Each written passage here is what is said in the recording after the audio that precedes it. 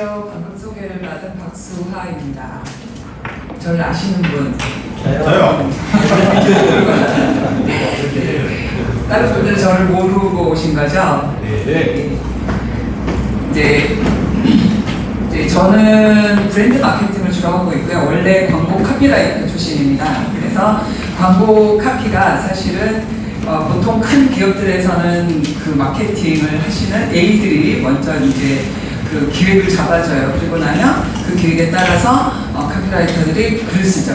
근데 이제 이 카피는 굉장히 전략적인 글입니다. 그래서 여러분들이 그냥 뭐 아름다운 글, 예쁜 글, 뭐 좋은 글을 쓰는 사람이 아니라 전략적인 글을 쓰는 사람이다 보니까 저는 이제 프리랜서로 독립을 해서 쭉 활동하다가 지금 광고 회사를 열었는데 그 회사에서도 이제 이런 브랜드 마케팅과 전략을 같이 기획하고 세우고 있습니다.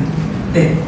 그래서 오늘 여러분들께 이제 전해드릴 2020 마케팅 변화 2020 그리고 미래시장은 경쟁의 승자를 원하지 않는다. 이것을 제가 언젠가 그 칼럼에 냈던 주제인데요. 이거를 보고 자유한국당에서도 저를 찾아왔었고 또 이것을 보고 또 다른 기업들에서도 제 칼럼을 많이 공유를 하셨더라고요. 그래서 오늘 이 제목으로 해서 여러분들께 2020 트렌드에 대해서 강의를 해드리고자 합니다. 어디요? 여기요? 그거로 다 볼 수 있어요. 20분이라서 상당히 부담스럽고요. 자, 먼저 여러분들이 이거를 이해하시려면 기본적인 틀을 조금 이해하셔야 될 것 같아서 제가 잠깐 설명을 해드리도록 하겠습니다.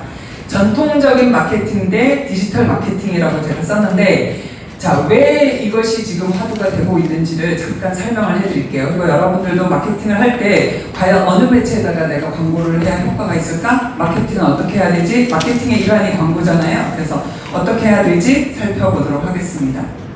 자, ATL과 BTL이라는 말을 많이 들어보셨나요? 들어보셨을 거라고 생각이 드는데 ATL의 뜻은 above the line을 줄여서 ATL이라고 하고요. BTL은 below the line이라는 뜻입니다. 무슨 말이냐면 예전에 광고 회사에서 주요 매체랑 서브 매체를 분류하기 위해서 광고 용지에다가 옛날에 수기로 막 적었었잖아요. 위에다가 주요 매체 쭉쭉쭉쭉 어느 매체 어떻게 나가고 전략을 쭉 쓰고 밑에다가 줄 쫙 그어서 밑에다가 프로모션 어떻게 한다를 썼었어요. 그래서 우리가 주로 알고 있는 4대 매체는 above the line 그리고 그 밑에 우리가 뭐 제품 배열은 어떻게 하고 그 다음에 프로모션은 어떻게 하고 이벤트는 어떻게 하지 이걸 어떻게 극대화시키지 할 때 쓰는 것이 below the line으로 들어갔어요. 근데 제가 이 얘기를 이 원리적인 이야기를 왜 한 번 더 설명을 드릴까요? 저는 지금 이번에 3월에 제가 강남구청 3.1운동 100주년 그 기념 캠페인을 저희 회사에서 진행을 했었고요.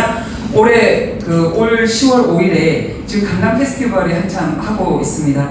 그 기간 마지막 날 저희가 그 가로수길, 신사동 가로수길에 천연잔디를 150m 깔아요. 그리고 거기서 행사를 진행을 합니다. 왜 제가 광고 카피라이터고 광고 회사를 하는 사람이 지금 이 행사를 하지? 이렇게 의아해 하시는 분들이 계신데 원래 광고의 한 영역입니다.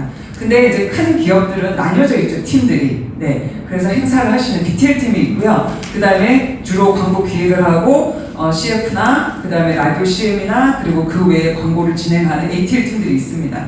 근데 지금은 이 영역이 좁혀지고 있다는 것을 제가 설명을 드리려고 해요. 왜 이 영역이 지금은 희미해져 가고 있느냐를 이제부터 설명을 드리려고 합니다. 이제는 더 이상 ATL과 BTL을 구분할 수가 없는데요. 왜 그렇게 됐을까요? 과거에는 주요 매체를 위에다가 쭉 다 적고 밑에다가 줄 쫙 그어서 조금 하단 부분에 거의 끼워넣기로 BTL이 들어갔었거든요. 근데 지금은 BTL이 이만큼 올라왔어요. 거의 ATL과 BTL의 경계가 없어진 상태입니다. 왜 그렇게 변했을까요? 자, ATL은 보시면은 일방적으로 요게 포인트가 일방적으로 고객에게 메시지를 전달하는 방식입니다.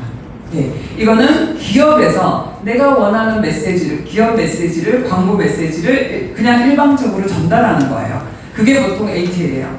그 다음에 자, BTL을 볼까요? BTL은 어떻게 하냐면 그러니까 ATL에서 우리가 원하는 메시지를 전달했다 그러면 BTL은 아까 우리 박석희 소장님 말씀해 주셨죠? 고객 경험, 고객의 체험할 수 있는 그 기회를 마련해 줬어요. 그 장을 마련해 줬습니다. 그것이 바로 프로모션 현장이죠. 그래서 어떻게 합니까? 그 업체의 광고를 맡은 광고회사가 물품을 들고 나가죠. 거리로. 그죠? 그래서 거기다가 쫙 이제 매대를 깔고 거기에서 프로모션을 막 진행을 합니다. 실제로 저희 회사에도 그런 제안들이 들어와요. 이거 얼마에 해줄 수 있느냐라고 하는데, 이런 형태를 왜 했냐면은 바로 고객의 경험, 고객의 체험, 혹은 고객과의 접점을 늘리기 위해서 이런 일들을 했었다는 거죠. 근데 ATL과 BTL이 경계가 모호해지는, 이제 지금 줄어들고 있는 이유를 아시겠죠? 아까 박석희 소장님께서 트렌드를 잘 읽어주셨어요. 뭐냐면 이제는 고객의 경험 그리고 고객과의 접점이 훨씬 중요해진 시대입니다. 그리고 앞으로는 이것이 더 커질 것으로 보여집니다.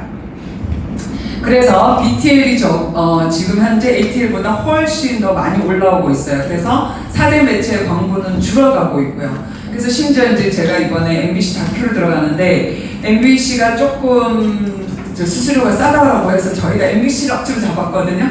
KBS 30%, SBS 50%를 달래요. 그래서 그러면은 저희가 남는 돈이 없어요. 그 다음에 언론진흥재단에 또 수수료를, 매체 대행비를 또 줘야 10%. 그러면 저희가 광고비 받아서 제작비 받아서 할 게 없잖아요. 그래서 MBC로 갔는데, MBC도 그 뒤에 와서 PD가 그래요. 앞에는 저보고 우리는 중요하지 않다. 너네가 들어와도 결국은, 그러니까 우리가 돈 내고 들어가는 건데, 돈 내고 들어와도 우리는 작품이 더 중요하고 나는 회사가 돈 버는 거지 난 상관없어 이래놓고요.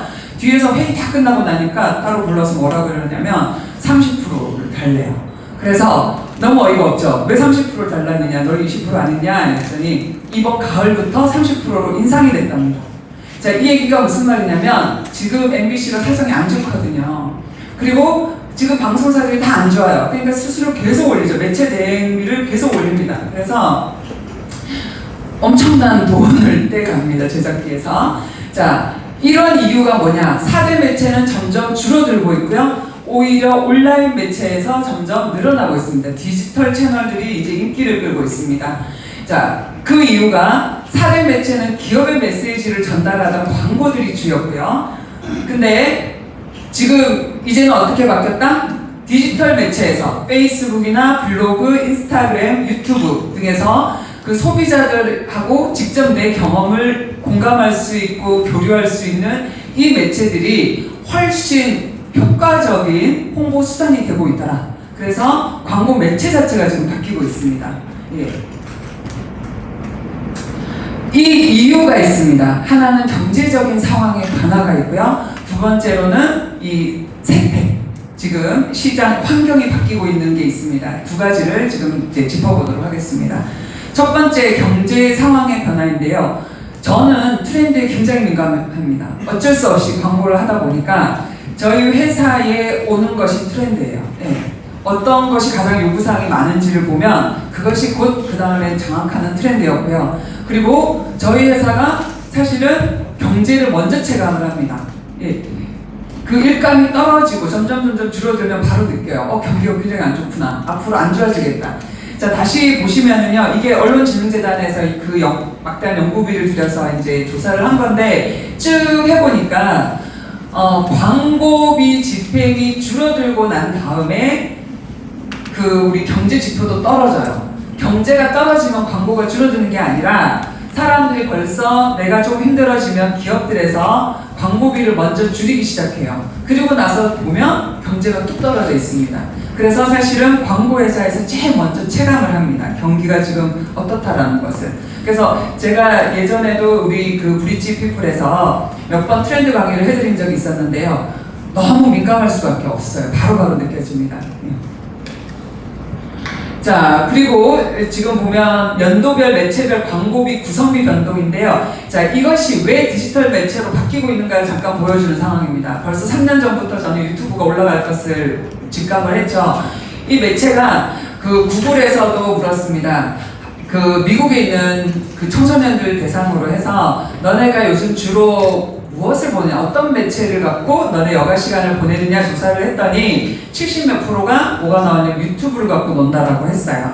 그리고 유튜브를 할 때 우리 구글 코리아에서도 그때 발표를 했었죠. 어떻게 한다? 검색으로 how to만 치면 된다고 했어요. how to 블라블라블라, how to 헤어컷 하는 방법, How to 화장법. 저 지금 유튜브 보고 제가 오늘 화장을 좀 해봤어요. 저 원래 화장 안 하는 거 아시죠? 저는 화장을 잘 안 하는데 오늘 멀리서 저를 좀 잘 보시라고 좀 해봤어요. 이렇게 해봤고 이제 눈매가 또렷해지지 않았나요? 사실은 여기 다래끼가 나가지고 오늘 강의를 해야 되는데 이 다래끼 좀 어떻게 가려볼까 해서 어젯밤에 유튜브를 봤어요. 보고 그걸 따라 해본 겁니다. 예, 우리 후배가 뭐 올렸길래 아 그래? 그럼 나도 봐야지 하고 이제 보고 따라 해봤고요. 어쨌든 유튜브에 하우투를 보고 학생들이 따라해요. 제 딸이 지금 중학교 1학년인데 얘가 유튜브 보고 화장법을 다 배워서 저보다 더 잘해요. 이번에 왔는데 걔가 제 립스틱도 골라줬어요. 했는데 이번에 스페인에서 온 이모도 보고 야, 너 이 립스틱 예쁘다. 그거 뭐니? 해가지고 저희가 그 브랜드를 찾아러 갔어요. 유명한 브랜드가 아니에요. 뭐 이상한 데서 샀는데 그 색깔만큼 이쁜 게 없는 거예요. 이거를 아이들이 유튜브나 이런 데서 다 공유를 한다는 겁니다. 그래서 지금 4대 매체는 점점 우리가 88 올림픽 때를 아주 정점으로 해서 굉장히 그 4대 매체가 부각이 됐다가 점점 떨어지고 있고요. 경제가 나빠지면서 4대 매체는 더 인기가 없습니다. 그리고 게다가 이제 돈 있는 사람들만 광고를 했었어요, CF를. 근데 이제는 CF를 할 수가 있게 됐습니다. 유튜브를 통해서도 할 수가 있게 되었고, 많은 우리가 바이럴 영상이라고 해서 뭐 200만원, 300만원, 400, 500 가지고도 이제 영상을 찍어서 페이스북이든 우리 인스타든 돌리고 있습니다. 그 다음에 유튜브가 지금 아주 화랑이죠. 자, 이렇게 변하고 있고요. 근데 이거 쭉 저희가 이제 조사를 했던 결과만 제가 말씀을 드릴게요. 시간이 없어서. 보면 케이블 TV, 인터넷 모바일 등의 광고 시장은 성장률이 제로라고 하더라도 그 성장세를 일정 수준으로 올라간다고 합니다. 그러니까 여러분들이 경제가 떨어져도 세가 떨어진다고 하더라도 성장세가 떨어진다고 하더라도 디지털 광고를 하면 이거는 성장을 해요, 일부분. 네, 이것이 조사 결과예요. 쭉 경제 성장률이 어떻게 되면 어떻게 감소해 있고 쭉 나오는데 결론적으로 말씀드리면 디지털 마케팅은 당분간 계속 일정 수준은 이어갈 것이다. 여러분들이 돈 들인 만큼 광고의 성과는 볼 것이다라는 얘기죠. 그래서 중소기업이 광고하기에 너무 좋은 시장이 되었다. 자, 그 다음에 또 하나가 있습니다. 왜 BTL 영역이 더 커지고 있느냐? 앞으로 더 커질 거예요. 그것을 여러분들이 가늠해 볼 수 있는데 그 이유는 시장 환경의 변화입니다. 자, 여러분들이 많이 듣고 있는 밀레니얼 세대에 대한 얘기입니다. 제가 이번에 그 다큐 들어가는 것도 사실은 이 밀레니얼 세대에 주목했기 때문에 제가 그 기획이 통과가 되었고요. 한번 봐보시겠어요? 자, 이걸 제가 한 몇 년 전에 제가 한번 보여드렸던 제품인데요. 그 다음에 저희 브릿지에서도 한번 한 적이 있었어요. 자, 현재 밀레니얼 세대는 베이비 부머 세대의 자녀 세대를 얘기를 합니다. 그래서 1980년대에서 90년, 2000년대 초반에 태어난 아이들. 그래서 지금 20세 중반부터 해서 30세 후반까지가 지금 이 세대에 해당이 되는데요. 지금 이 수가 베이비 부머 세대, 그러니까 부모들 세대보다 앞질렀어요. 그래서 지금은 여러분들이 아무리 전통적인 광고나 마케팅을 생각하시는 분들은 아직도 뭐라고 얘기하냐면 40, 50대지라고 얘기해요. 소비계층이 절대 아니에요. 이제 주소비계층이 50대, 60대 돈 못 써요. 왜? 자식들이 돈을 안 벌고 캥거루족들이잖아. 그러니까 이분들이 돈을 못 쓰고 지금 돈 벌러 가고 있고 실제로 소비는 이 베이비 부머 세대들이 주를 이룹니다. 왜? 일단 인구수가 많아요. 인구수가 많고 그렇기 때문에 이들의 소비 취향을 여러분들이 이제 이해하셔야 된다는 거죠. 소비 취향이 바뀌고 있어요. 언젠가 사라질 항목 중에 어떤 제품이 들어가 있는지 아세요? 미국 인사이드 잡지에서 조사를 했어요. 그 중에서 곧 10년 안에 사라질 제품이 뭐냐면 명품입니다. 명품. 네. 그래서 지금 명품을 사 모은 거는 그닥 효과는 없을 것 같아요. 네. 왜냐면 명품이 왜 사라지냐면 이들은 돈을 소비할 만한 돈이 없답니다. 네. 그렇기 때문에 이들은 뭔가 특별한 거, 나만을 위한 특별한 경험? 이런 것들을 이제는 소비를 하려고 하지 똑같은 명품을 소비하려고 하지 않아요. 그래서 지난번에 저희 브릿지는 한번 강의를 들었었는데요. 구찌에서 이번에 30대들의 의견을 받아들여가지고 했더니 얘네가 구찌가 옛날에 구닥다리, 올드 패션도 하다고 해서 계속 정체에서 이제 하락으로 떨어졌던 매출이 급상승했다라는 리포트를 저희가 봤었습니다. 그죠? 브릿지 피플에서. 근데 그 이유가 그럴듯합니다. 왜냐면 구찌가 변화했는데 과거의 그 명품의 틀을 깨고요. 구찌는 지금 어떻게 바뀌었냐면 30대들의 밀레니얼 세대의 의견을 받아들여서 형태 자체를 굉장히 예를 들면 한마디로 누구죠? 힐튼가의 손녀. 예. 그 힐튼가의 손녀가 입고 다닐 법한 옷들을 만들어냅니다. 디자인으로. 지금 그래서 구찌 한번 검색해 보시면 상품들이 되게 바뀌어 있어요. 근데 명품이잖아요. 예. 그래서 좋은 부모 밑에 태어난 금수저들은 구찌를 이제는 소비를 하고 있어요. 그래서 구찌 소비의 주 타겟층이 아니라 소비층을 조사를 해봤더니 매출도 올라갔지만 실제로 그 소비하는 세대 자체가 과거에는 명품이 40, 50대, 60대였다라고 한다면 이제 30대가 나타났다는 거예요. 예. 이거 주목해볼 만하죠. 그래서 우리가 생각하는 밀레니얼 세대를 주목을 해야 되는데 이 밀레니얼 세대 때문에 소비 트렌드가 바뀌고 있습니다.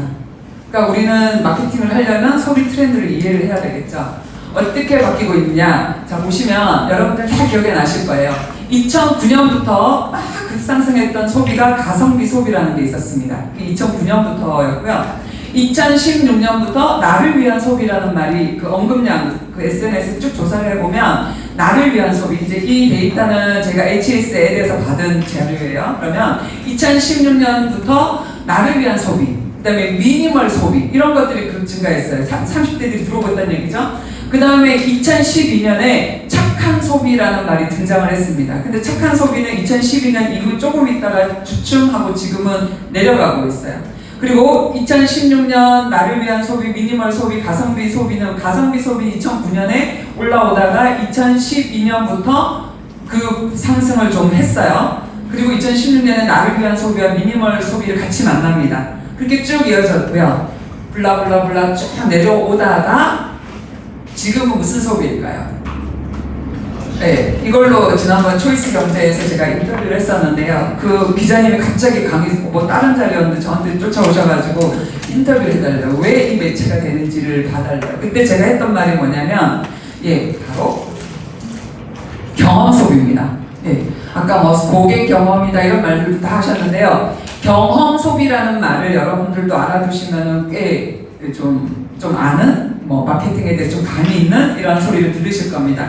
경험 소비라고 저는 규정을 했어요. 이 경험 소비가 뭐냐면, 자, 소비를 하는데 이제는 우리가 명품을 소비를 하거나 이런 어떤 제품을 소비하는 게 아니라 브랜드 소비도 아니에요. 이제는 무슨 소비를 한다?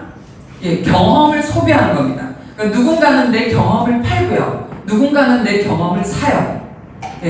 이게 가장 주요한 지금 현재 트렌드라고 볼 수 있습니다. 그리고 이것은 당분간 계속 지속될 것으로 저는 전망을 해요.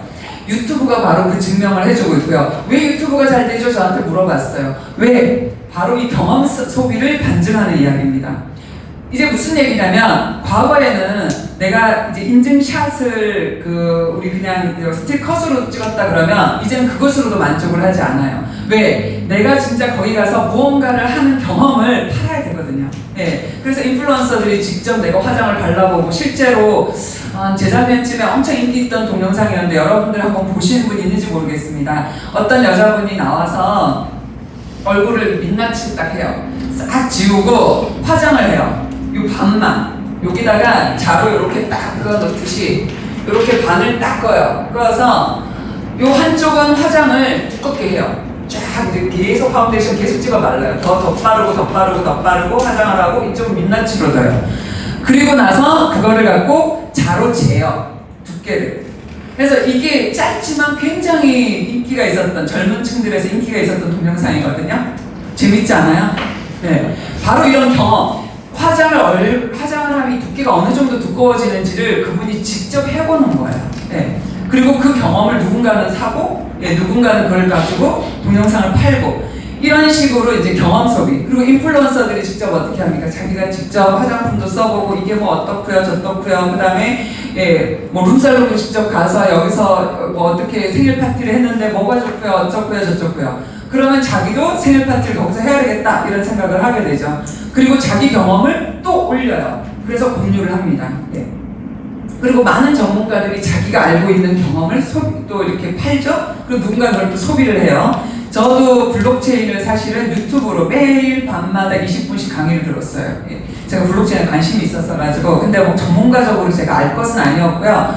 제가 새로 지금 추구하고 있는 비즈니스 모델에 그것을 녹여볼까 해서 제가 공부를 했어요. 그래서 매일 밤마다 누우면 그냥 유튜브 20분 듣다가 이제 자는 거예요. 예. 그런 식으로 누군가의 경험을 아주 잘 요약돼 있더라고요. 그래서 그렇게 매일 들었을 때 굉장히 도움이 되더라. 자, 또 우리 시장 환경이 바뀌어 있죠. 그래서 오프라인에서 디지털 마케팅으로 바뀌어 있습니다. 오프라인이 아까 그 BTL 말씀드리는 게 아니라요. 오프라인 4대 매체에서 이제 디지털 마케팅으로 바뀌고 있다라는 거.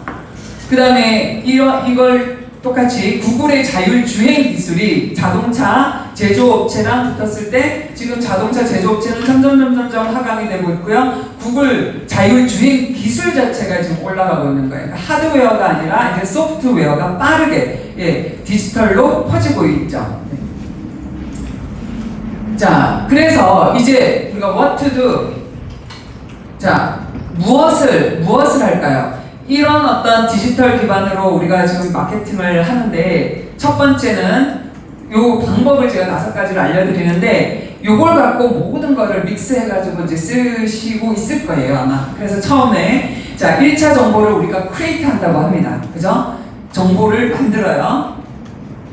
웹사이트나 뭐 이런 걸 통해서 하시고 그 다음에 쉐어를 하죠. 쉐어는 정보 확산인데 이 쉐어를 할 때 우리가 필요한 매체가 바로 SNS입니다. 그래서 사실 SNS 마케팅과 온라인 마케팅이 조금 달라요. 그래서 이거를 갖다가 그냥 크게 광범위하게 얘기할 때 디지털 마케팅이라고 하는 것이 맞는 말이다라고 생각이 들고요. 그 중에서 SNS를 우리가 이렇게 한다? 예. 그 다음에 크리에이트 채널은 또 다르잖아요. 그래서 이거는 주로 우리가 말하는 SNS는 소셜 네트워킹은 바로 쉐어 채널에 해당이 된다는 겁니다. 그래서 정보, 우리가 SNS를 통해서는 내가 확산하고 싶은 정보를 퍼뜨리는 수단이 되겠죠. 그리고 푸시가 있습니다. 여러분도 이제 이미 아시고 계실 텐데요. 페이스북 애드나 구글 애드워드나 그다음에 네이버 키워드 광고 전부 다 푸시에 들어갑니다. 그래서 이제는 광고를 광고 아닌 것처럼 자연스럽게 밀어내죠. 내 친구 이것처럼. 어떤 때는 제가 바빠서 스크롤해가면서 쭉 읽다 보면 저한테 푸시된 광고들이 막 떠요. 어떤 때는 누구 이름으로 떠요. 그래서 이게 내 패친인가? 하고 보면 스폰서드예요. 네, 그런 경우도 되게 많아요. 광고들도 많이 뜨고 하는데 바로 푸시 채널이 있습니다. 그러니까 푸시 기능이 있어요. 그래서 우리가 푸시를 통해서 광고를 하고요. 그리고 커뮤니케이션이 있습니다. 이 커뮤니케이션이 바로 확보된 고객에 대한 커뮤니케이션이에요. 예를 들면 이메일이나 그 다음에 문자 이걸 우리는 뭐 리텐스 마케팅이라고 한다든지 요즘 여러 가지 뭐 DB 마케팅이라 그런다든지 이런 여러 가지 용어가 생기고 있는데요. 사실 만약에 몇 명을 우리가 모집을 해야 된다 이럴 경우에는 이 DB 마케팅 그 다음에 전화로 하는 게 있어요. 온라인으로. 그게 지금 현재 조사를 보니까 가장 효과적이었습니다. 모집률은 최고. 예, 그게 최고더라고요. 만약에 그 DB 마케팅이 필요하신 분들은 저한테 물어보시면 제가 업체를 소개를 해드릴게요.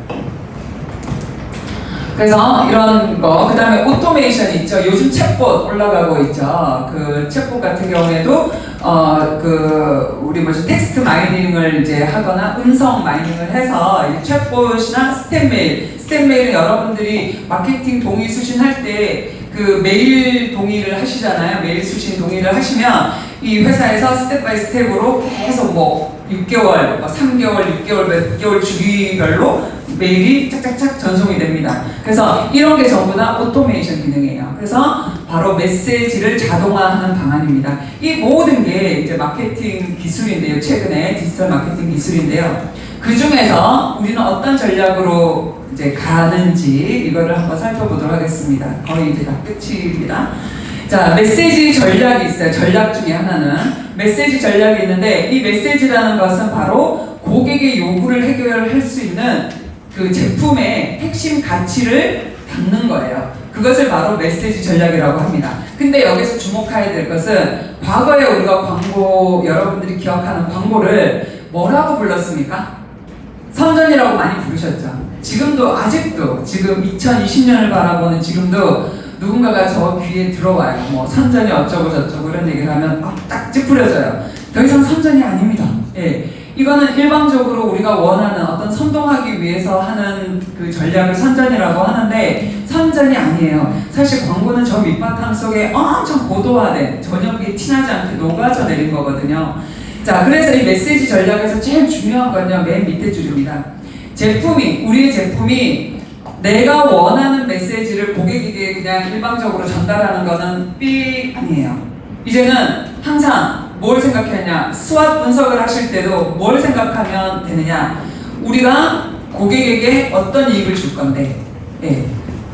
그 어떤 불편함을 해소해 줄 건데, 어떤 이걸 내가 함으로써 이런 기술을, 이런 앱을 우리가 개발함으로써 그럼 고객은 여기서 뭘 얻어가는데, 이걸 생각하셔야 돼요. 그러면 수학 분석이 더 정확하게 됩니다. 최근에 제가 이제 관광진흥공사로부터 자문위원으로 위촉이 되면서 계속해서 뭐가 들어와요. 근데 저 너무 저게 힘들더라고. 시간도 없고 바쁜데 그냥 또 성의 없이 해드릴 수는 없잖아요. 그래서 스타트업 벤처 이번에 선정된 기업 8군데를 12군데네요. 12군데를 컨설팅을 해주는데 그 중에 8군데를 했거든요. 추석 기간하고 뭐 전후로 해서 그 8군데 중에서 이분들이 다 벤처 기업으로 이번에 그 국가에서 이제 뭐라 그러죠? 이거 뽑혀가지고 지원금을 받은 친구들이에요. 근데 수학 분석이 제대로 된 팀이 단 한 팀도 없었습니다. 그 이유가 아직은 그분들이 아마추어이기도 하지만 제일 중요한 게 우리 제품이 그래서 고객에게 어떤 불편함을 해소해주고 어떤 이익을 줄 건지를 생각을 안 해봤기 때문에 정확한 스트레스를 찾아내지 못했고 약점도 찾아내지 못했고 기회 요인과 위협 요인을 정확하게 찾아내지를 못했던 거죠. 그래서 메시지 전략은 사실은 우리가 원하는, 우리가 주고 싶은 메시지를 전달한다가 아니라 우리 제품이 고객들에게 어떤 불편함을 해소해 줄 건지 그걸 물어보셔야 되고요. 그 다음에 어떤 이익을 줄 수 있지, 어떤 베너핏을 줄 수 있지, 어떤 어드밴티지를 줄 수 있지, 요것을 찾아내셔야 됩니다. 이게 바로 메시지 전략이고요. 그래서 그 메시지를 제품에 담는 겁니다. 그리고 두 번째로는 쉬워야 됩니다. 이번에 그 업체들도 대부분이 쉬워야 한다는 것을 다 알긴 하더라고요. 제가 얘기하니까. 근데 요것을 실현해내시는 분은 드물어요. 자, 그래서 쉬워야 돼요. 제가 이 예로 든 앱이 예를 들면 SRT입니다. SRT 아주 잘하고 있죠. 제가 SRT 앱이 처음 나왔을 때 무릎을 쳤어요. 얘네 되겠다. 왜? UI UX가 너무 쉽고 편리해요. 사용자 경험을 아주 높였던 곳입니다. 그리고 지금이라도 SRT 앱을 들어가 보세요. 걔는 딱 4단계밖에 없습니다. 경로가 굉장히 심플합니다. 그래서 KTX는 들어가면 블라블라블라 되게 복잡해요. 그리고 뭐 찾아 들어가는데 경로가 굉장히 복잡해요. 근데 SRT는 굉장히 단순해요. 그리고 나머지 4번째는 4개가 있는데 그 4번째는 우리가 들어갈 필요도 없어요. 필요한 사람만 들어가면 돼요. 그래서 보통은 1-2단계로 다 끝나요. 예약, 확인, 예약, 확인. 끝입니다. 자, 이렇게 쉬워야 돼요. 왜? 고객은 제품을 사는 게 아니라 제품에 녹아있는 주관적인 경험, 스토리, 감성을 구매를 합니다. 근데 이 경험이 굉장히 중요하고요. 뭐 예를 들면 SRT 같은 경우에는 그렇게 내가 쉽고 빠르게, 그러니까 대부분 다 앱을 깔고 SRT를 이용하시는 분들은 앱으로 다 예매를 해요. 그래서 어떤 일이 생겼냐? SRT를 타시는 분들은 거의가 다 매진이 돼버렸어요. 추석날 뭐 이럴 때 다 매진이 됐고 젊은 층들은 다 이 앱으로 빨리빨리 예약을 하니까 딱 기다리고 있다가 누구 취소표 나오면 빨리 누르고 가서 플랫폼 내려가서 타고 바로 와요. 자, 근데 나이 드신 분들은 그게 느리잖아요. 안 되잖아. 그래서 그거를 못해서 역소외가 생겼다는 얘기가 있습니다. 그것도 다시 우리가 한번 생각을 해보도록 하죠. 그래서 경험, 스토리, 감성을 우리가 구매를 하더라. 그래서 쉬워야 된다. 그러니까 사용자 경험을 많이 사고 있다는 얘기입니다. 이런 것들을 다 어떻게 해요? 쉐어 채널에서 우리가 퍼다 나르죠. 야, 이거 했는데 되게 편리해 라고 얘기 한마디가 짜자자자자 퍼져 나가는 겁니다. 근데 강의가 너무 길게 하시는 네, 이게 끝이에요. 네, 그래서 구매할 고객의 90%는 제가 지금 엄청난 속도로 지금 빠르게 하고 있는데 구매할 고객의 90%는 아직 구매할 준비가 되지 않았다고 합니다. 네, 그래서 스티브 잡스도 그 얘기를 했죠. 진짜 원하는 게 뭔지를 모른다 고객들은 라는 아주 유명한 말씀을 하셨는데 구매할 고객의 90%가 내가 뭘 구매해야 될지를 모른다고 합니다. 자, 그럼 어떻게 해야 될까요? 이제 이때 고객 전략이 나와야 되겠죠. 자, 시간이 길어진다는 컴플레인이 있었기 때문에 제가 자세히 설명을 안 하도록 하겠습니다. 그래서 이 고객 전략은 굉장히 스페시픽하게 잡으셔야 돼요. 한 사람만을 맞춘다라고 생각을 하시고 단 한 명, 예를 들면 내 아내 누구 혹은 내가 사랑하는 내 딸 누구, 걔가 좋아하는 걔 분석을 쭉 해요. 프로필을 써가지고 그 한 사람이 원하는 여행이 뭐지? 걔 한 사람이 원하는 가구가 뭐지? 그 한 사람이 원하는 부업이 뭐지? 이제 이렇게 생각을 해 나가셔야 됩니다. 걔가 원하는 이메일이 어떤 거지? 네, 뭐 이제 이렇게. 그 다음에 우리 김 과장이 원하는 그룹웨어는 뭐지? 이제 이런 거를 생각해 보셔야 됩니다. 그 김 과장을 분석을 하셔야 되죠. 자, 그래서 이제 우리가 해야 할 것은 무엇이다?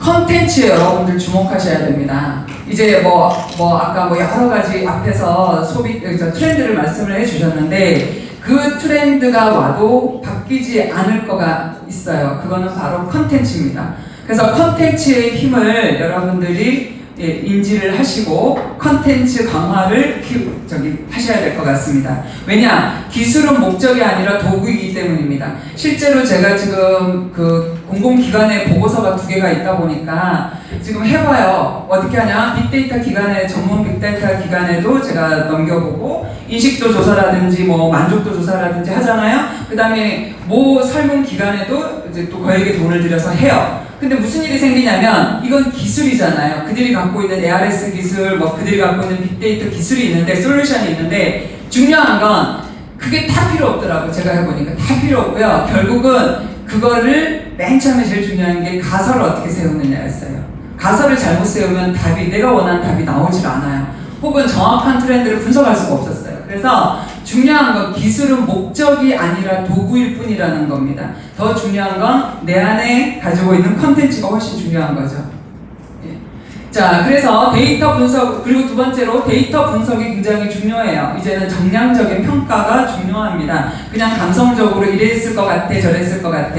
이번에 이제 선거 때도, 이번에도 여러 가지 이제 사태들을 보면 사람들이 페이스북에 엄청 정성적인 자기 평가를 막 써놔요. 이런 거 말고 조금 더 정량적인 데이터들이 필요하다. 그리고 디지털 채널을 통해서 고객과 더 많이 이제 소통을 해야 됩니다. 왜? 아까 말씀드린 대로 경험 소비가 이제는 주 소비 트렌드이기 때문에 이제는 디지털 채널을 통해서 고객과의 접점을 늘리는 것이 중요하다라고 합니다. 그래서 기업과 고객이 쌍방향으로 왔다 갔다 고객과 고객 간에 서로 이제 확산, 정보를 공유하면서 고객과 고객 간의 커뮤니케이션도 중요해졌다는 겁니다. 자, 이게 이제 마지막인데요. 이 모든 것을 이뤄내는 것 중에 가장 중요한 말입니다. 자, 우리가 무언가를 선택할 때 혹은 구매를 할 때 정치적으로도 마찬가지예요. 선거 때도 그렇고요. 우리가 누군가를 지지할 때도 그렇고요. 좌뇌가 좌우를 할까요? 우뇌가 좌우를 할까요? 네? 좌뇌 한번 손들어 볼까요? 좌뇌. 예. 이성적인데 좌뇌. 그때 달라요. 그때 달라요. 혹은 우뇌. 우뇌가 이렇게 많아요? 의외인데요. 네, 맞아요. 네. 의외로 우리가 지갑을 열게 하는 게 백데이터가 엄청 많은 그런 거일 거라고 생각을 하는데, 이성적으로 판단해서 이게 싸고 어쩌고 하니까 이걸 살 거야. 아니에요. 의외로 우리가 지갑을 여는 지점은 바로 우뇌더라. 감성적으로. 그래도 난 이게 더 좋아. 이게 더 좋아 보여. 그리고 그거를 산대요, 마지막에. 그리고 정치적으로도 마찬가지. 네, 내가 그냥 좋으면 계속 좋은 거고, 내가 싫으면 계속 그 사람을 싫어하는 다른 사람을 더 미워하게 되는. 그래서 정치 광고도 절대 좌뇌를 사용하지 말라 그래요. 오히려 감성에 흡수해라. 지금 민주당 같은 경우가 굉장히 잘하고 있는 케이스가 감성에, 사람들은 막 이걸 잘하잖아요. 근데 한국당은 어떻게 해요? 계속 이성적으로 얘기하려고 해요. 그 이성이 통하나요? 안 통해요. 그래서 그게 먹혀 들어가지 않더라. 중요한 거는 여기에서 포인트가 바로 시장은 경쟁의 승자를 이러저러해서 이게 더 나아. 그리고 애플이 더 낫니 갤럭시가 더 낫니 이걸 우위를 매기는 거에는 사실 솔직히 말씀드리면 소비자들은 별로 관심이 없더라. 소비자는 제일 중요한 것이 바로 내 편을 들어주는 사람입니다. 내 편. 내가 불편한 거를 해소해주는 기업, 내가 원하는 거를 들어주는 기업, 그 기업의 제품을 사고 싶어하고 애용하고 싶어합니다. 예, 그래서 제가 제목을 미래 시장은 경쟁의 승자를 원하지 않는다라고 했어요. 그래서 자꾸만 우리 제품을 더 뭐 어디보다 우리가 더 나아 이런 것에 치중하기보다는 사실 고객들이 소비자들의 불편함이나 소비자들이 진짜 원하는 게 뭔지를 잘 듣고 그 데이터를 잘 수집하고 그것을 들어주는 쪽에 이제 소비자들이 열광을 할 거라는 거죠. 그래서 경험 소비가 나오는 거고요. 과거의 착한 소비도 이 경향 때문에 한때 붐을 탔던 거죠. 예. 그래서 앞으로는 더더욱 이것이 커질 것으로 예상이 됩니다. 예. 이게 1시간짜리 강의였는데 초스피드로 지금 하느라고 네. 충분히 전달이 됐나요? 네.